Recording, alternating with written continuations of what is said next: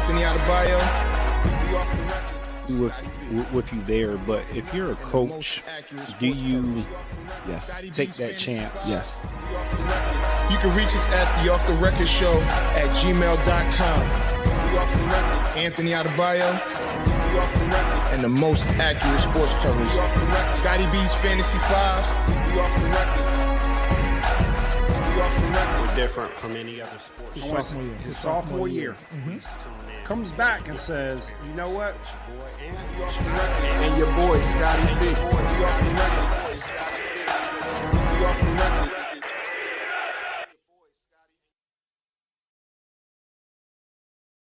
What's going on? What's going on? I'm Anthony Adebayo with Off the Record. I got a special guest today, Joe Powell, DB.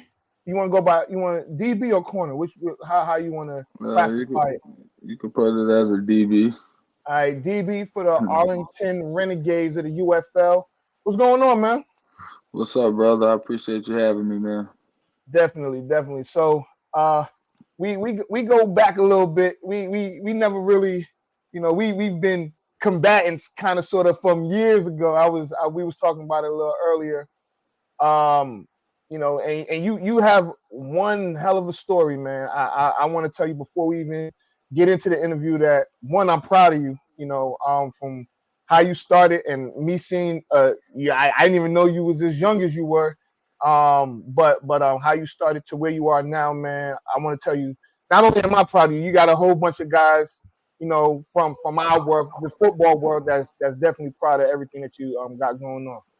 Yes, sir, man. Appreciate it, man. It's definitely been a long journey.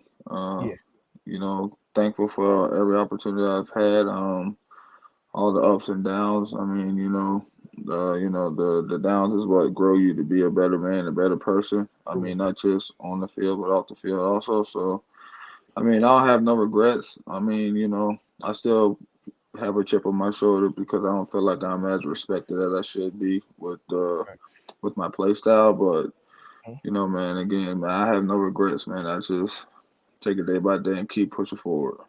Absolutely. So let's talk about the grind. I know you. I met you 10 years ago, 2014. You were playing semi-pro football. If people don't know, semi-pro is the battle of the fittest, and it's getting where you fit in. So talk about that, because coming from there, a lot of people try to make it. A lot of people say it, and you know it. A lot of people say, I want to do this, but you're one of the few that's actually done it. Talk about your story, how you got started, and to your journey. I mean, it all started. I mean, I left college in 2013. I went to 3 different colleges within like 7 months. I don't think a lot of people know that, but wow.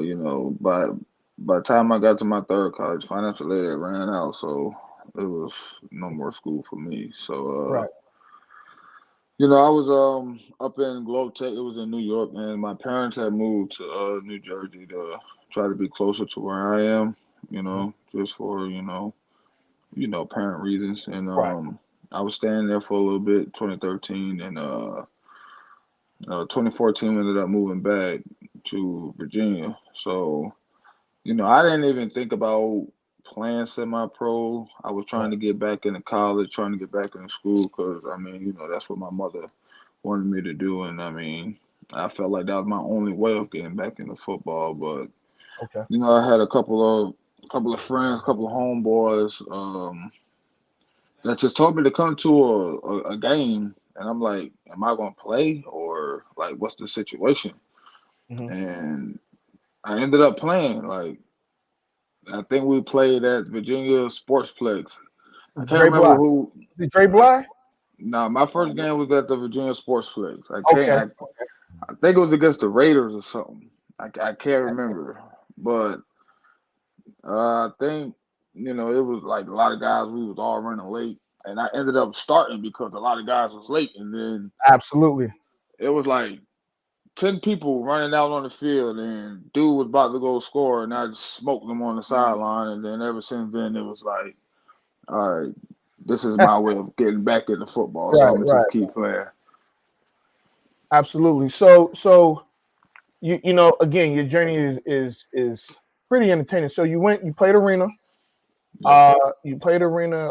You worked your way through arena, and actually got invited to some NFL camps. Talk about that, getting invited, and that process and that experience. All right, so I'm gonna take it back to answering your first question also. So, you know, semi-pro for me was a stepping stone of getting back into football. And I was blessed to, be around some good guys, and I was blessed to be around some guys that played the arena level. So, at first I thought about it. I'm like, no, I'm not gonna do it because I'm totally honest. Like I was scared of the walls and everything that comes with arena Yep. because Julius Gregory, he the one that introduced me to arena football, and Right. I'm looking at his highlights, and it's like dude is flipping over the wall like every play, and it's like, nah, I don't want to go through that. But I ended up going to a tryout um, in Pennsylvania with the Lehigh Valley Steelhawks. It's crazy because when I tried out at receiver, and Mm-hmm. then I did great. They signed me to a contract, and then the day I got there, they said you're gonna play defensive back. I said, all right, cool. If that's gonna get me on the field, I'm gonna do it. And I ended that season with 11 picks, like 60 plus tackles, and defensive player of the year, rookie of the year. So that's when I had a roommate. He introduced me to his agent. I sent my agent my film, and like a couple hours later, I got three AFL offers and then two CFL offers, I believe it was. I can't remember. I think that's what it Right. was. But I was gonna go to an AFL team, but they ended up, telling me just wait till after the season. I ended up getting hurt during that playoff game or whatnot, and then, during that process, the scouts was basically telling my agent that they want to see me against better competition. Okay. So apparently the better competition was the AFL. I think after my season ended in June. Mm-hmm. I was at home for a little bit, dealing with the heel contusion that I had from the injury. And then in August, I believe it was, that's when the AFL was playing a lot of games. In Right. August, I got an email saying that the Cleveland Gladiators wanted to bring me in on waivers. All right. At this time, my heel is still hurting, but I'm like, Mm-hmm. I can't pass on this opportunity. So, Absolutely. I went out there for my first week. I did phenomenal, and then the coach said, "Well, I can't sign you right now, but if you want to stay, you can. Your housing is paid for, your meals is paid for." And I said, "100%, I'm locked in, because I mean, what's back at home in Portsmouth, you know?" Right. Right. So Right. Right. I just stuck it out. I mean, I kept grinding it out, and by then I'm going both ways for scout team. So I'm doing good on defense. I'm doing good on offense. So now they get to playoffs. He's like, "Yo, we're gonna sign you to a contract, and you're not gonna play, but we're gonna sign you for a contract for the remainder of the year, and then the futures contract." And I said, "It's fine by me." So that was 2015. So come 2016, I come back, and my first two games, I had four picks with three to the crib, and after that, that's when the scouts really started, Right. uh, you know, picking my name up. So that's when, during that season, I had a tryout with the Eagles with the rookie mini camp, and Mm-hmm. then after that season, I ended up going to the Giants for 2 weeks, and then with the Bills for a year and a half. Started off with practice Okay. squad and then came back for camp in 2017. Nice. So So, so getting to camp, I know I'm certain that it's different, you know, on an NFL camp than arena. I clearly, but what were some of the things that I guess some of the habits or I don't want to say techniques because you know you're gonna learn, but mm, some of the things that you picked up being on a pro practice field? It was, I mean, it was the little details, really. I mean, what I learned from that experience is it's not about how talented you are. It's about understanding plays, understanding schemes, understanding your assignments and your alignments when it comes down to the NFL. So I think that was the biggest difference. I mean, when you're in the league and you're on defense, you run to the ball no matter what. Right. So that was one of the main things I picked up once I got back to Cleveland. I was flying around everywhere. So I mean, I think that's the biggest difference when it comes down to the NFL. Like everything is on point. You have to be on Right. point, but more so mentally, more than physically, because if you could put yourself in the right places where you need to be, your God-given ability is going to make the play, going to end up making the plays for you. It's just about getting to where you need to be with understanding your alignment, your assignment, and your techniques. Okay. All right. So once you were done with the the Bills. It was the Bills after the Giants. Yes, So sir. once you was done with them, what happened next? I mean, I ain't gonna lie. As soon as I was done with the Bills, because I was a young guy. I mean, I think I thought I had it made. I didn't understand the process of the NFL at the time. So it's like I really didn't have the support or like the people that helped me understand how the NFL works. Right. So, when I was done with the league, honestly, bro, I had to get a job right then and there, like right after. And, I worked in Buffalo for a little bit. I hated it, but, again, everything you go through is really like a Right. learning experience for me. So, I mean, I got a job right after, and then I ended up, going home like a couple months after that. Um, what was this, 2017? hmm I think I was still working for a little bit. I think I missed I didn't play the remaining of the year of 2017. I just had a son also. And then after 2017 going into 2018, that's when I think I got back into arena. Right. Yeah. So I know I was at that time I was covering some of the AFL in 2019, I believe. Hmm. You played for Baltimore Brigade, and Yep. I was mainly covering the Washington Valor. So which is really weird because they had the same same Right. ownership group, and so if I'm not mistaken, I believe the Valor played the Brigade in the championship. Correct me if I'm wrong. I think that was 2018. 2018, okay, and then I Yeah. think with Albany, and I think in 2019 it was Albany and Philly, Philly. Philly, yeah, Yeah. yeah. Okay, so and you guys won the championship, correct? No, Oh, we y'all lost lost. to the Valor. Hmm. Oh, Yep. sorry about that. But again, that's another championship game. So we're gonna fast forward to CFL. You did go to Yeah. CFL, right? I was signed CFL, but I never went because I had to get a vaccine shot that I never got. So I opt out. Okay, that's fair enough. So let's get to XFL because right now, XFL, USFL merged. We got the UFL. We'll get to the UFL in a moment. So XFL finally comes back and plays a full season. The year they started when I don't even know if you was born yet. All right, so you was born when you were probably a kid. The original XFL, right? It lasted one season, and it was wild. They had all sorts of innovations that the NFL actually took.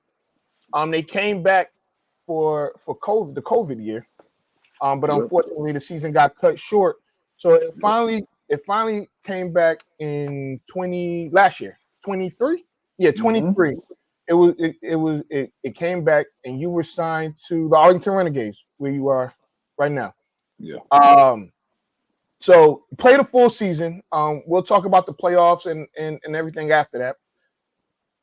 How was it, and what was the difference that did you notice in the XFL compared to your time in the NFL? Your time, because at this time you're dealing with NFL personnel, right? So what could you say was the difference in the XFL compared to the NFL, aside the obvious financial situation, and we'll get to that in a second. But what do you think was the difference? I mean, when it comes down to coaching, is NFL like, you know, every coach either that I've been with either played in the NFL, coached in the NFL. Either one, it doesn't matter. Right. They was a part of the NFL and was successful in the NFL. So Yeah. I mean, everything in that aspect was run professionally, like NFL teams. I say the only difference is, I mean, the time management of the league. So it's like, you know, in the NFL, you have more time to prepare for practice as far as if you want to, you know, hot tub, cold tub before practice, you know, do your activations and things like that to get your body ready. You know, with the XFL, we had that time in 2020. We had time to do that, but that's when everybody was in their own hub, like their own cities. Right. But you know, when we got to 23, and you know, everybody is in one spot, which is Arlington. So Yeah. you know, you got two teams to share a facility. You know what I'm saying? So you had last year, you had us in Houston. We sharing the trainers, we sharing the strength coaches. Like everybody is sharing, so it's like it's really not too much, you know, time that you have, you know, to really be able to do your activations and do what you need to do to get your bodies ready. But I mean, other than that, man, like these leagues are no different from the NFL. Really, everything you doing here, you learning to be better for you when you get that step into the NFL. So I mean, I wouldn't say it's a difference other than the names and you know, than the financial standpoint. But I mean, I feel like everybody in this league could play in that league, and everybody in that league could play in this league. Okay. So you guys play in the championship. You play DC. Who you play this weekend? So talk about that game, because I believe you guys were like 5-5 last year, something like that, right? Going into the playoffs, it was 4-6. 4-6. Okay. Yeah, we started getting our groove later on in the season. You know, like when it mattered the most. You know, defensively, we knew we was the best defense last year, and it was like our motto was, I mean, if we can get the ball to the offense more, then we'll be all right, because the offense started catching stride. So it was just more so, you know, defensively, we were just focused on making sure we stopping them, because everybody was so big on their run game. When they had Abram Smith, you know, he's a great back though. So I ain't about to act like he's not, but you know, our focus was just stopping him, you know. Right. And then I feel like our defensive coordinator came up with a great game plan, because normally last year you could determine like our free safety from strong safety. So for that championship game, we just played sides, and we never showed pre-snap our coverages or nothing. The safeties just lined up at 10 yards, and it was really hard for the quarterback to read that. So, you know, I mean, you know what they say, man, defense wins championships. So when it came down to it, you know, I feel like the game plan that we had put in was the part of the reason why we won the championship last year. Okay, so now one of the things that happens in with, of course, with, you know, XFL, USFL, there were a lot of guys getting picked up, right? Mm-hmm. And then we had the merger this past off season.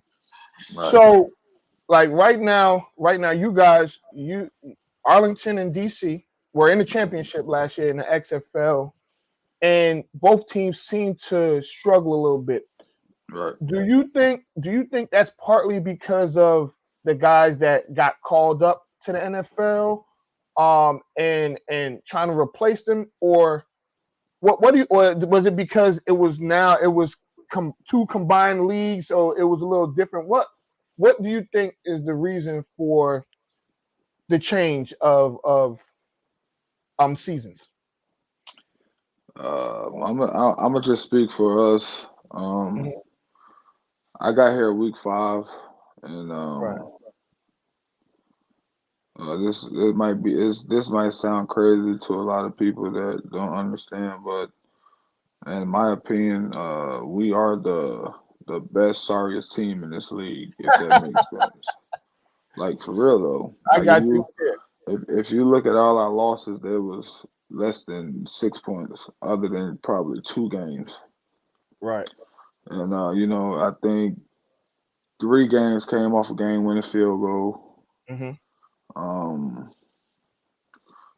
So it's like the guys from before I got here, from me Mm-hmm. watching it at home, it's like they got it, they just couldn't finish. Right. And then now that I'm here, it's like, bro, we have a very good team, and it's just unfortunate that our record is 2-7. Right.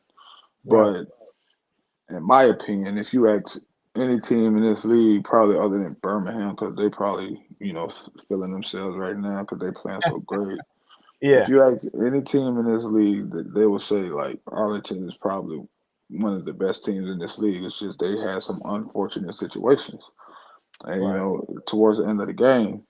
But I mean, And I'll say this, you ain't lying, because y'all have like a -3 point differential. So you guys scored, you've given up 3 points more than you've scored. And granted, you've only been here since week 5. We're going into week 10. And I don't know, I'm almost certain that you're like technically you're number 5. You're tied for 5th in the league, but you're right behind some of these other guys. You've only played 4 games, right? You played 4 games, and you have 2 picks, 1 pick 6 that you had last week. Yeah. I was watching that game. 1, because I knew I was gonna have to talk to you today, but but 2, you guys played St. Louis, right? Yeah. And St. Louis is going to the playoffs. If I'm not mistaken, I want to say that they're in 1st or 2nd place. Yeah, they're in 2nd place in the XFL conference. They are now. And you guys put a pretty good whooping on them. Yeah. You put a pretty good whooping on them. Talk about that pick 6, because I watched it and I said, that boy good. I mean, because it looked like you knew what was happening, but you talk about it. It's just show. Talk about it. I mean, it was like for the play call that we had, it was just the formation that they ended up in. It allowed me to, come down and rob, because Right. if it's a run play, I'm in a run game. Right. So if it's a pass play, I'm basically doubling with that outside receiver. But the play before that, they just threw a go route to number 22. So I mean, for me, I was just doing my job, and he just ended up throwing the ball there. It was because, I mean, again, we were showing too high, and all game I haven't came down. I didn't have to come down all game because they didn't give us the formation, or for me to have to come down. So in their mind, they probably thinking they're going to play in cover 4 the whole game, So I mean, once you threw the ball and I caught it, my only mindset was, this time I'm not getting caught, because I got caught against who was it, Memphis? Memphis, yep. Yeah, I got caught against Memphis. So that was my only motto, my only mindset is just to not get caught. And I mean, it was a great moment, because after I caught my first pick, I looked at the league stats and I seen that the league leader was only three. Three. Exactly. So I'm like, for me, I'm going to lead the league by the end of the year. That's my motto. That's where I want. Right. That's what I'm going to get. So for me going into this game, I'm going to have two picks. So Okay. All of right. course, So let me ask you this. So now, because I want to know what your mindset is going into this game against DC. Now, again, I think everybody. Well, not everybody, but people that watched the UFL and watched the XFL last year. They have a great coach in Coach Barlow, but they have these receivers that are pretty fast. And they're predominantly running team, but they have some receivers in Ty Scott and Kiki Katu, right? mhm. What are your plans, or how do you approach this game? Because these guys they're not slow guys. Right. I mean, at this rate, you just gotta trust what you see, trust what you studying, and believe in yourself more than anything. So for me, my mindset going into this game is finishing strong. Okay. Being that this is our last game, still want to go out there and represent for myself and my family. I mean, you just never know. Like, yeah, I'm 30, but I mean, look at the impact that I've made within 5 weeks. So, Absolutely. I mean, you just never know when or if you will get that call back up. I Hmm. still have a dream and a desire to play at the next level. But I mean, if it happens, it happens. If it don't, I'm still satisfied. But it's just I want to make sure I go into this game, confident, Hmm. comfortable, and hungry because I mean, my family's gonna be there. I got friends that's coming to this game, so it's Right. like, DC it ain't the crib, but it's It's close close. enough. You know what I'm saying? It's a couple hours. It's a couple 2-3 hour trip. Right. So yeah, absolutely. So let me ask you this. Um, is there anybody in the UFL that maybe, or even the NFL, that we'll use the UFL, that you keep, like, I don't want to say tabs, but you keep your eye on certain guys? Is there anybody in the league that you follow? Oh yeah, I got a lot of guys that is from the crib or guys that I Mhm. played with. Beckett from San Antonio. He's a Okay. linebacker. He's from the 7-5. Levante Taylor. He played with Michigan. Mhm. He played corner. He's from the crib. We trained together for a little bit. Okay. Uh, Kenny Robinson with Birmingham. We played together in St. Louis. Um, I mean, Jay Peasy from St. Louis. You know, Cody Lattimore. It's a lot of guys that I've been able to talk to on Instagram, and a Yeah. lot of these guys we have mutual respect. But uh, I say they're the main guys, but I don't. It's a lot of guys that that I've seen, that be making plays out here, and it's like a lot of guys got my respect, of course. Okay. But when it comes down to if I'm rooting for people, like they like some of the main guys, and then T.J. Barnes, he played with DC at D line. We played together last year, so Okay. you know. It's a couple of guys that I really just like. Yeah, I want to see my guys play today, but I mean, it's a lot of guys that I also respect in this league too. Okay. All right. So going back over your career, is there anybody who you would consider like one of your biggest influences, role models, somebody that, or even mentor, that you can, reach out to and talk to, and when things ain't going right, or that you could just reach out to and get some advice or anything like that? I mean, it's a lot of guys like over my career that really like took me under their wing. Mhm. And I mean, I feel like anybody that I've played with, I can talk to. You know, Right. it's not just any specific people, but it's like anybody that I've played with, I can call and talk to because for one, I'm a good guy.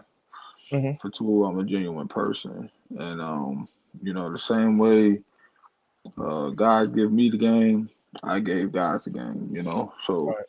it didn't matter if we competing for the same spot. I'm gonna still give you the game because again, I believe in myself more than anything. So Right. it's like if I had to name a few, Brandon Stevens, Amari Jackson, Okay. uh, Jay Rich. When I was in the league, Dominic Rogers Kamari, Okay.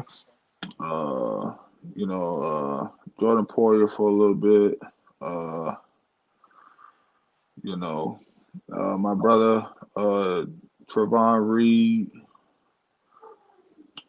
This year, my guy, Lamb, he's my roommate, so Bit Lamb, me and him really been rocking. Like even before I got here, me and him was texting all the time, about Okay. the team and stuff. My brother Will Hill. Uh, You I know, mean that's just it's gonna be somebody like, yo, what about me? yeah, I know it's all right It though. happens, man. It happens. So, Yeah. so, so I do want to talk about one thing about like I know I had a big conversation about the financials, like Mhm. with the UFL, XFL, and so I know, and you can correct me if I'm wrong, right? That there was you had a housing stipend, and then you had your pay, right? Mhm.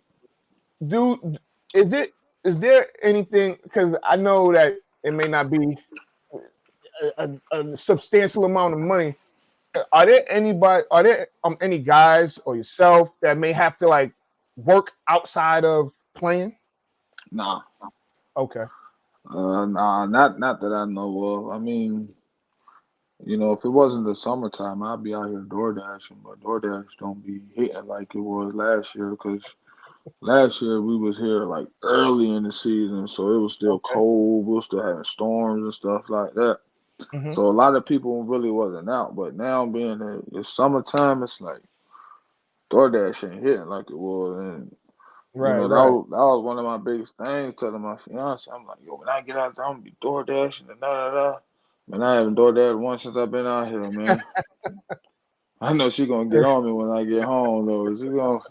She gonna run down on me, but So it what is are your what plans? it is. So now that you got is one game left. What are the plans for the off season? My plans for the off season, I was working at the Greensboro Coliseum before I left, so Okay. I'm more likely going to go back. Uh, I'm definitely gonna change my diet, and Mhm. I've been telling myself and the people that you know truly like care about me in my career is I got 4 healthy years left in me, and then I'm done with professional football, and Okay. so for these next 4 off seasons, they are going to be my best off seasons because at Okay. the end of the day, I'm now realizing that I'm the rabbit and these young boys is chasing me. So Yeah. it's like being around these young guys that keeping me young. So it's like I got to make sure my off seasons are 2 times better than theirs because at the end of the Right. day, them young bones is gonna be better than my getting Oh older yeah. bones. Oh yeah. Oh yeah. Trust me, So I it's know. so it's like I just want to make sure when I go home I have a plan set in stone. Because my kids, my son, he's in high school, so he's all over the place with sports. Going to football camps, and then my daughter, she's doing swim and Nice. about to start doing volleyball. And my youngest boy, I haven't gotten him into anything yet, but I want to make sure, even though I'm still pursuing my career, I want to make sure like the family time and what they have going on is just as important also. So Absolutely. I mean, it's a lot going into this off season, being that you know at the end of the day, my career don't have to exceed for 4 more years just because that's in my mind. Right. Anything can happen with how these leagues want to be ran or how they want to base out their roster or anything like that. So, Right. you know, if I can get into training, I'll probably do it, but I don't want to do it right now because I'm still playing, and it's a lot that Right. comes with that. So, I have Okay. plans, I have things in my mind, and for my main focus is just making sure my diet and my off-season workouts is on point. Okay. All right. So I did see. I saw you posted the other day about your championship ring. Yeah, Is that your first one? first, So first so and so only. so two questions. Two Yep. questions. Your thoughts after you won a championship. So now actually it's three questions. Your thoughts after you won a championship. That's the first one. Second, did you cry? and third, when you saw that ring, what were your first thoughts? All right, my thoughts after the championship was I finally got me one, you know, Yeah. because I mean I've been in multiple arena championships, and it was like I never was able to get it done, and having an impact on the game, being able to make a difference within the team, and actually being one of the guys, it was a surreal moment because I've never had that opportunity on the outdoor professional level. Right. It's always been indoor. So, you know, for me to actually, have a pick in the championship and, be on the best defense in the league, you know, for the league last year, it was just amazing. It was something that barely happens for a lot of people, that a lot of Right. people wish that they could be a part of. So I mean, humbly, man, I was just thankful, and I didn't cry because I'm a gangster. No, I didn't cry though, but it felt good because my fiance was here. She got to actually see me Nice. win my first championship, and and then when I seen the ring, it was like, yo, it's finally here. Like, Yeesh. I had the biggest smile on my face. It was like, yeah, now I really feel like a champ. Right. You Yeah. know, All right. So enough football. Couple of regular questions. Like we just gonna have a conversation. So, what do you listen to when you working out? What is on your playlist? What you got rocking right now on at the moment? um, I listen to a lot of NBA Young Boy. Okay. Recently been putting Chief Keef on my phone, Rod Wave, Mm-hmm. Lil Baby, Lil Durk. I think his name is like Big 30, Mm-hmm. and then Big Big Plug or something like that. I don't know. Yeah. I them two is something like that, but Yeah. for me it's more so like I'm far from don't like I'm far from a street gangster. Right.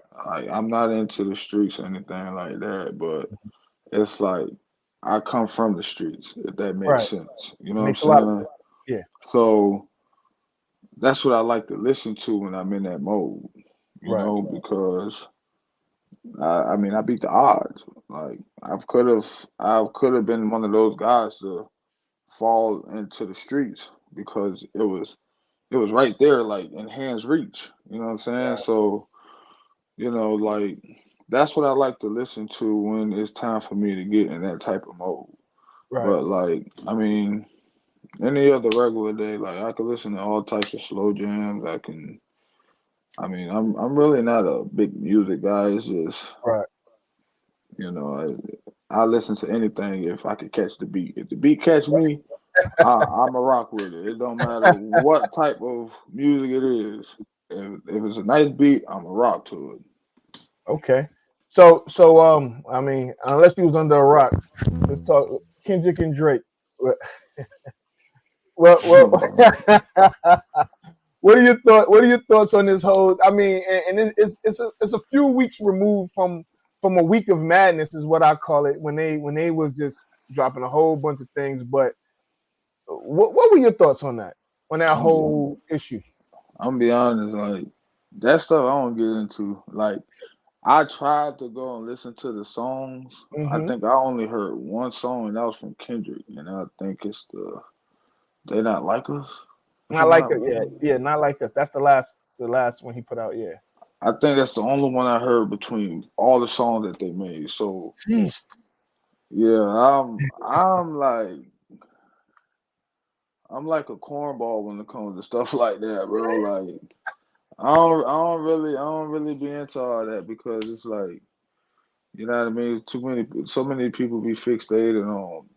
I ain't gonna say the Mm-hmm. wrong stuff, but the wrong stuff, in my Right, right. opinion. I got So, you. but I mean, I'm not a fan of neither really, but Okay. you know, I've listened to Drake before, but I've never been like a big fan of Kendrick. Of like, oh yeah, I'm about to go listen to some Kendrick Lamar. Like, nah. Okay. So what do you normally do off days? What's matter of fact? Go through like what would a normal like a game week? Just walk us through a game week. Game week every day. I'm gonna just say it's the same thing every day. Hmm. Um, we got treatments in the morning. We got meetings. So we go treatments. The times vary. So we go Right, right. treatments. Then we got special teams. We got O&D, and then we got practice. Then we got Hmm. lunch and lift, and then we got special teams meeting from the practice. We got to watch the practice film from special teams, and then O&D, and then after that you got the day off. So most of the time I'm done about 3 o'clock p.m. every day. And then I come home. Depends on like if my guy need to go somewhere, I take him wherever he needs to go. But Hmm. for the most part, I'm in the house playing Call of Duty, watching film, or on the phone with my fiance. And right now, watching all the playoff games. Let's go Mavs. All right. Yeah, So yeah, they probably gonna close them out, they're gonna win it and all. I do have them. I have whoever win that series winning the championship. I think Hmm. I think they, I don't think Minnesota's gonna come back from 0-3, but crazier. Things have happened. Um, if you had to give any advice to a young athlete, doesn't matter the sport. You can say football, basketball, golf. It doesn't matter. What's some words of advice you would give to any young athlete? All right, so I'm gonna go with today's time because Hmm. like today's time is really it's very influential. It could be in a good way or a bad way. So for me, just thinking about the platform that a lot of these kids got as far as with the social media and just the access, the early access to adulthood in general. I would just really say, man, just right now as a kid, bro, focus on being a kid. Don't move too fast ahead because God knows finds a way to knock you back down. And mentally, if you're not strong enough to be able to get knocked down and be able to pick yourself back up, be careful with how you're moving out here. Um, right now, like if you're in high school, focus on your grades. Grades are going to be most important. Why I say that? Because the sports now is becoming more of a business than anything. And Yeah. with an education, nobody can take that from you. So for example, this is my opinion though. In my opinion, it's better to be able to go to college with an academic and athletic scholarship because, for one, unless you just have a concussion to where you don't remember anything else, which is rare, if your athletic scholarship goes away, your academic scholarship will be there for you for the rest of your life. Right. So for me, control your own destiny with your mind, with your brain, and not with your physical abilities. For people that really don't really care about you as much as you think, unless you doing what you need to do for them. So make sure the grades are on point, man. Make sure you know, at home you taking care of what you need to take care of. Like, don't disrespect your parents. You know, stay out of the streets. I mean, if you got friends out here that you know ain't living right, separate yourself. You know, you don't have to do it in an arrogant way. You just gotta slowly take steps back and understand, like, we could still be cool, but I gotta be cool with you from a distance. You know what I'm saying? So, you know, keep God first, family, God, family, and education, and always keep your peace and happiness no matter what. Absolutely. Appreciate that. All right, man. So again, man, I definitely appreciate you joining me. That's I'm gonna see you at the game. yeah. Make sure I holler at you. Well, I'm gonna make sure I holler at you. You probably knowing you. If you, I'll tell you what. If you get 2 picks, you definitely gonna be at the post game. I'm getting 2 picks, man. All right, you heard it here first, man. Look, I have to. hey, hey, man, hey, and that's big. You play half the games of everybody else and lead the league in interceptions. That's a major accomplishment. Yep. Again, man, I appreciate it. We definitely gonna chop it up again. And thank you. Yes, sir, bro. I appreciate you having me, man. Whenever you want to do this again, I'm available. Yeah, I'm gonna have you on the show, man, because my co-host he talk a lot of trash, man, and you know he a good dude too. So, but Yeah. I do want to say one thing before we get off the air and stuff like that. So I'm gonna tell people the first time I ever saw Joe play. So I was actually coaching at the time. I took some time off from playing. This is a semi-pro game. 2014, he was playing for the Portsmouth Mustangs, Hmm.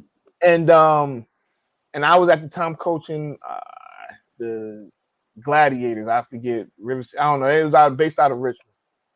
Winning undefeated this season, mind you. No. We had one loss, but we had one loss. I'll tell you this: I never, as a coach, as a player, ever lost to the Mustangs at this moment. I had never lost.